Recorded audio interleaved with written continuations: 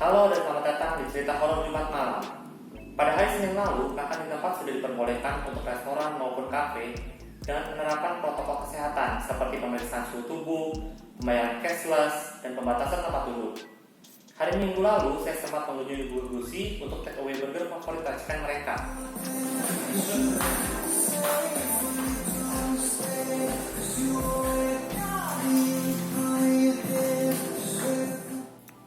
Pandemi COVID-19 ini membawa perubahan pada gaya hidup masa kini dan menekankan lebih banyak pada gaya hidup digital yang memang semakin banyak digemari beberapa tahun belakangan ini.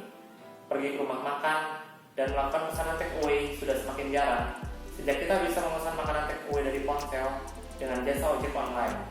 Bahkan bisa berhemat dengan beragam program promosi yang dijalankan oleh operator. Tahun lalu kondisinya tidak seperti ini. Suatu hari saya bertemu dengan teman yang sudah lama tidak saya temui di sebuah restoran. Kami bertemu kembali melalui jejaring sosial, sempat bertukar pesan singkat dan akhirnya menemukan kesempatan untuk bertemu. Kami sempat ngobrol kebanyakan tentang usaha kafe yang sedang ditekuninya dan usaha saya untuk menjeratnya ke dalam MLM yang sedang saya kerjakan.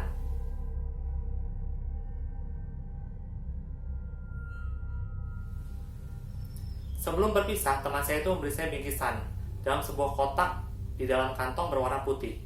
Dia mengatakan kalau itu adalah beberapa kue bolu yang dijajakan di kafenya. Saya menerimanya dengan senang hati dan mengucapkan terima kasih. Saya sudah melihat foto-foto menunya dan kue bolu itu terlihat menarik. Saya tidak sabar mencobanya bersama dengan teman-teman di kos, terutama Destiny yang tinggal di kamar D. Setelah itu kami berpisah. Hari belum terlalu malam, dan dengan kepadatan kota Jakarta, saya bergantung pada transportasi umum. Saya sedang menyusuri trotoar menuju stasiun MRT ketika timbul perasaan tidak enak dalam diri saya. Itu seperti ada orang yang memperhatikan saya. Saya melakukan gerakan mendadak melihat ke belakang, tetapi saya tidak bisa menemukan orang yang terlihat mencurigakan. Antrian tunggu di MRT sudah tidak terlalu ramai, karena saat itu sudah melampaui jam pulang kerja. Belum sampai 10 menit MRT tiba. Kursi di MRT sudah terisi oleh wanita hamil dan orang tua. Saya berdiri di hadapan tiang dekat pintu MRT untuk memudahkan berpegangan ketika MRT melakukan akselerasi. Di depan saya adalah seorang yang memakai hoodie di atas topi dengan warna setelan serba hitam semut, termasuk warna kukunya. Saya hanya bisa berharap bahwa dia bukan gay. Bukan itu harusnya. Dalam perjalanan, saya terlalu memperhatikan ponsel. Tapi suatu ketika perasaan saya agak tidak enak. Saya mengamati orang di seberang saya beberapa kali melirik kantong putih yang saya bawa. Saya bingung kenapa dia melakukannya. Tak lama kemudian, dia mencoba memasukkan tangannya ke dalam kantong. Saat itu saya cukup siaga untuk menghalau tangannya ketika dia akan meraih kantong di dalamnya. Setelah itu saya berpindah tempat lain dan dia tidak mengikuti. Saya masih bingung kenapa dia memilih untuk mengambil isi kantong yang notabene berupa kotak besar. Setelah keluar dari MRT, saya berjalan menuju halte busway. Saya merasa seperti diikuti, tetapi beberapa kali melirik ke belakang, saya tidak melihat orang berkuku hitam tadi. Saya terlalu mengkhawatirkannya sampai kaki kanan saya tidak sengaja terangkut batu.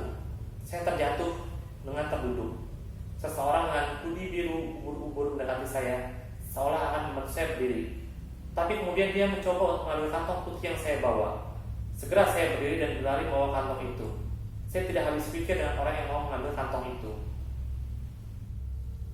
Kenapa? Saya tidak lagi merasa aman dengan transportasi publik, dan hari sudah cukup gelap. Saya menggunakan alasan tersebut untuk menunggu di pangkalan taksi dan tidak meneruskan perjalanan dengan bus. Beberapa taksi sudah menunggu di sana, sehingga saya bisa segera mendapat taksi ketika saya tiba di sana. Selama perjalanan, saya mengamati sebuah mobil hijau kura-kura yang terus mengikuti. Saya khawatir bahwa ini merupakan pekerjaan sindikat, sehingga saya turun beberapa blok dari kos saya. Saya tidak dapat membayangkan jika mereka mengetahui tempat tinggal saya. Itu adalah keputusan yang buruk. Beberapa saat setelah saya turun, saya dikejar oleh 4 orang dari mobil tadi. Mereka semua memakai masker, sehingga sulit dikenali. Saya berlari mengitari kompleks untuk melepaskan diri dari kejaran mereka. Tapi mereka cukup persisten, sehingga akhirnya mereka berhasil menyudutkan saya. Saya tidak tahu apa yang ada dalam kantong itu, sehingga mereka bersikeras mendapatkannya. Serahkan kantong itu. Ini kantong pemberian teman saya. Serahkan. Maaf, saya tidak paham dengan situasi ini. Boleh tolong jelaskan? Jangan banyak bacot, serahkan saja. Kira-kira begitu percakapan kami. Saya merasa ini adalah situasi antara babak belur atau kembali dalam kondisi utuh. Saya hampir menyerahkannya ketika tim sisir Kamling tiba dan menyelamatkan saya. Di rumah, saya membuka isi kantong itu dan memahami kenapa mereka berusaha mengambilnya dari saya. Keesokan harinya, saya mengembalikan kantong itu kepada teman saya. Ini memang bukan cerita hantu, tapi kadang-kadang kejadian seperti ini cukup mengerikan juga kalau diingat-ingat lagi.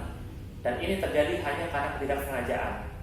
Terima kasih telah menonton video ini, dan kalau kamu menyukai konten channel ini, silahkan klik tombol subscribe supaya kamu selalu mendapat pemberitahuan ketika video baru muncul. Sampai jumpa lagi.